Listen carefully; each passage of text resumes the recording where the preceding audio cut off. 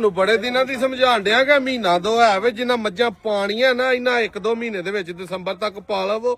ਬਾਅਦ ਚੋਂ ਲਈਆਂ ਸਾਡੇ ਕੋਲ ਵੀ ਨਹੀਂ ਜਾਣੀਆਂ ਤੇ ਤੁਹਾਡੇ ਕੋਲ ਤੇ ਬਿਲਕੁਲ ਹੀ ਨਹੀਂ ਲਈਆਂ ਜਾਣੀਆਂ। ਅੱਜ 24 ਤਰੀਕ 10ਵਾਂ ਮਹੀਨਾ 2025 ਹੈ। 25 ਨੂੰ ਸਰਗੀ ਮਾਲ ਪਹੁੰਚ ਜਾਣਾ। 25 ਨੂੰ ਸ਼ਾਮ ਨੂੰ ਆ ਜਾਓ, 26 ਨੂੰ ਆ ਜਾਓ। ਜਿਹੜੇ ਭਰਾ ਨੇ ਕੋ ਮੱਝ ਚੰਗੀ ਲੈਣੀ ਇੱਧਰ ਨੂੰ ਲਿਆ ਦਾ ਯਾਰ ਜ਼ਰਾ ਮਾਰ ਅੰਦਰ।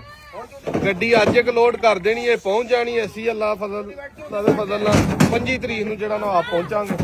ਮੱਝਾਂ ਦਾ ਤੁਹਾਨੂੰ ਇੱਧਰ ਲਿਆਉਤਾ ਅੱਜ ਜਰਾ ਸ਼ੌਕ ਕਰਾਈਏ। ਇਹ ਮੱਝ ਜਾਨ ਨੇ ਵੇਖੋ ਕੀ ਕੰਮ ਕੀਤਾ, ਇੱਕ ਥਣ ਛੱਡ ਦਿੱਤਾ ਤੇ 3 ਥਣ ਪੀ ਗਿਆ।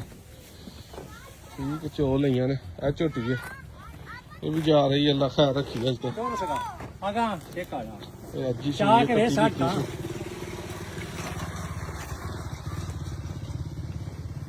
ਚਾਚਾ ਇਹ ਚੋਈਏ ਕਿ ਨਹੀਂ ਹਲੇ? ਚੋਲਾ ਹੀ ਹੈ। ਚਲੋ ਵਧੀਆ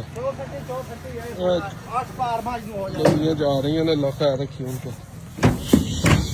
ਫਕਰ ਮਾਲੀਏ ਧਿਆਨ ਨਾਲ ਟੁਰ ਜਾ। ਇਹ ਆਈ ਜੇ ਨਾ ਮੱਝ ਵੱਡੀ ਨਾਲ ਦੀਆਂ ਮੱਝਾਂ ਉਂਝ ਹੀ ਜਿਹੜੀਆਂ ਨੇ ਉਹ ਬਾਂਦਰੀਆਂ ਲੱਗਣਗੀਆਂ। ਐਡੀਆਂ ਤਗੜੀਆਂ ਮੱਝਾਂ ਲੈਣੀਆਂ ਤੇ 0324 81820000 ਤੇ ਫੌਰੀ ਰਾਬਤਾ ਕਰਨਾ। ਅੱਲਾ ਖੈਰ ਰੱਖੀ। ਅੱਜ 24 ਤਰੀਕ ਨੂੰ 10ਵਾਂ ਮਹੀਨਾ 2025 ਮਾਲ ਘਰ ਪਹੁੰਚ ਜਾਏਗਾ।